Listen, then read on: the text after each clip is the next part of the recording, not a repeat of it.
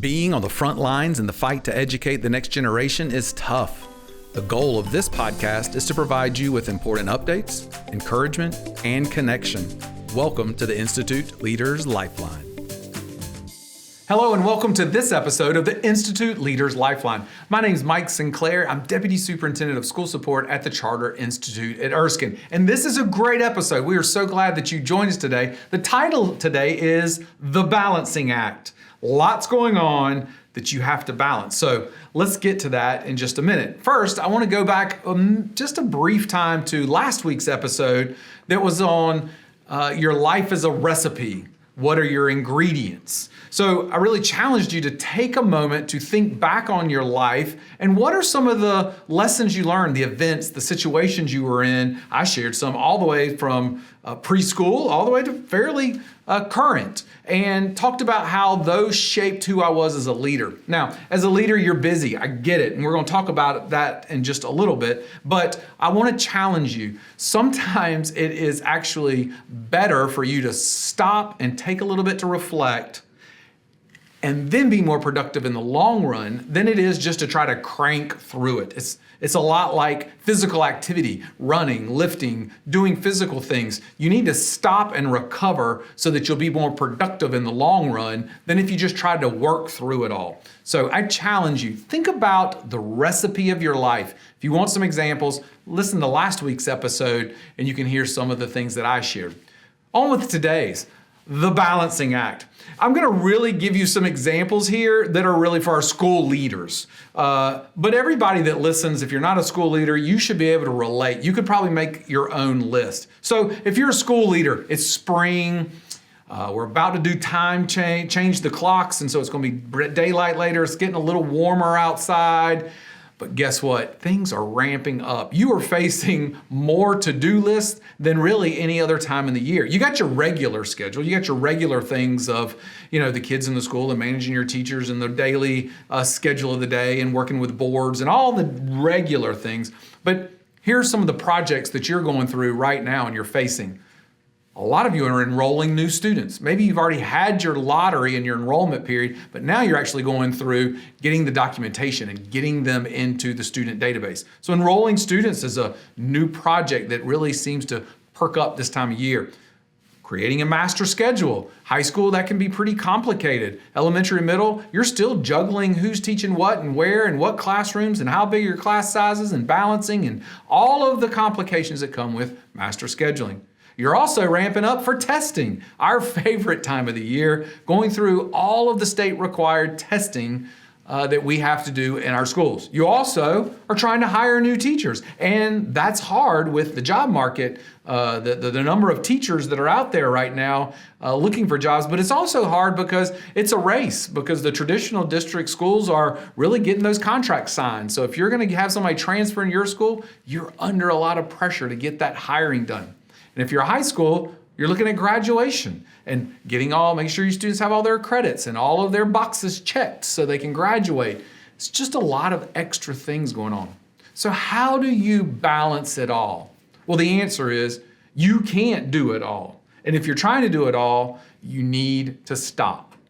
I'll just say it that bluntly. If you're trying to manage all of these new projects that come up this time of year and the day-to-day, you got to stop. It's not healthy. You're not going to sustain it. Your kids, your family, your teachers, they're worth more than you burning yourself out on these things. So let's go through 5 strategies that you can follow to build a team around you or to use your team more effectively to help you during these projects. So I'm going to give you 5, so stick with me.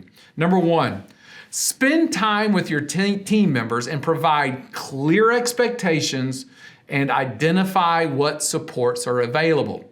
So I'll go through that again. Spend time meeting with your team members, provide them with clear expectations. Exactly what does that task, that responsibility look like? And then what are the supports that you want that person to go and use? Maybe they're people, maybe it's resources online, maybe it's past schedules or things that are saved on your drives at work, maybe whatever those are, because if not, they're gonna come to you constantly for those resources. And if they have to constantly come to you for those resources, you might as well do the work. So what you're trying to do is set clear expectations so they can be independent and give them those resources to support it so they can go off and do that work.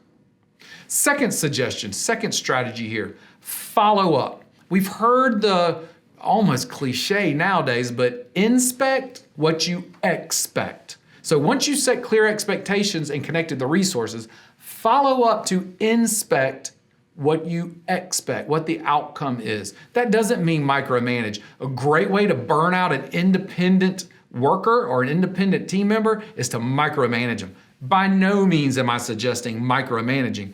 What I am suggesting is you meet on a regularly set out schedule to review progress. You're inspecting. It's to give feedback to that person. So you're reinforcing, yes, that's what I'm looking for. You're on the right path. Or, that's really not what I'm looking for. Can you change it to here? Or can you add that? Or give that little bit of feedback in there. Inspect what you expect. Number 3, create connections within your team.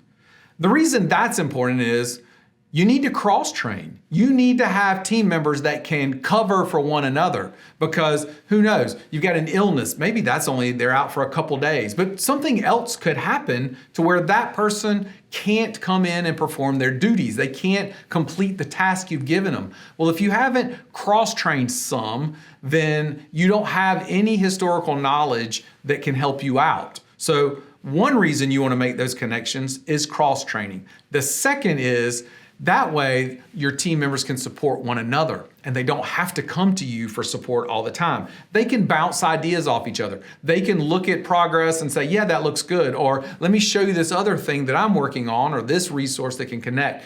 All of a sudden, they're becoming more independent. They're becoming more a team and you're able to do more management. You're able to keep more in front of you because they're able to really get into the projects collectively.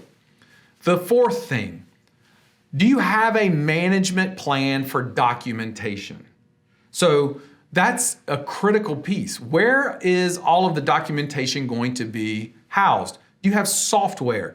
You might use Asana. You might use a Google Drive folder. You might use whatever. You might use a hard copy. You may have a 3-ring binder that you keep all that document. Wherever you are in the scope of technology, hard copies to digital drives, anywhere in there, you've got to have a place to manage those documents so that you don't have to be sitting with the person while they show you what they're working on.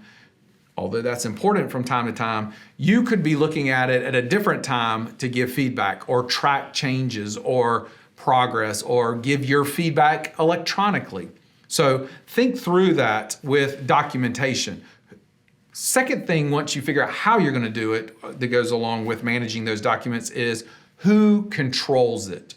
If you have too many cooks in the kitchen per se, things can get messed up. And then all of a sudden something's deleted or renamed or altered in some way. And the problem is you don't know necessarily how to go back to the originals depending on what process you use. So you need to identify who is controlling the access or the final copy of that document, wherever that is, or process.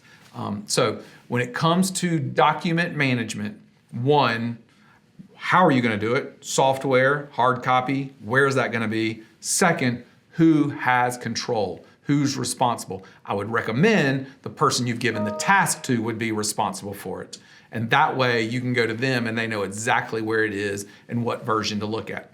So let's go through those first 4 again. 1, spend time with your team to set clear expectations and to identify supports needed. 2, follow up on a regular basis. Schedule of that. Inspect what you expect. 3, create connections within your team. Cross-training, also, they're able to support one another. 4th, manage your documentation. How are you going to do that? Where's it going to be? And who's in control of those documents? Now, number 5, the final one, allow independence. If you're a type A and you want to make sure everything's perfect and you control it and all that, that is a hard suggestion. That's a hard strategy. Allow independence so that the person you assign that task has the ability to make decisions. There's nothing worse than when you give somebody a task and then you go and micromanage. And then that person's like, well, if I'm not in charge, then how am I going to get it done? And they start coming to you for everything. Responsibility should lie with the person leading the effort. Responsibility should lie with the person leading the effort. That way, there's a clear path to address any issues that arise. You know where to go. You know the point of contact. You know who's in control. So keep that in mind. That's 5 strategies that I would recommend in managing all of these projects. Make sure you have somebody you can trust. Follow these 5 strategies, and at the end, you review the performance, the outcomes, and provide feedback. Hopefully this will help you as you manage all that we have going on this spring. Thanks for joining us for this week's episode. Take care of yourselves and take care of your team.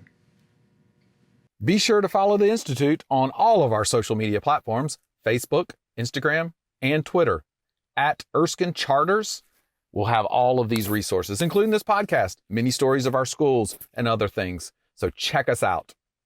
The opinions expressed within the content are solely the authors and do not reflect the opinions and beliefs of the Charter Institute at Erskine or its affiliates.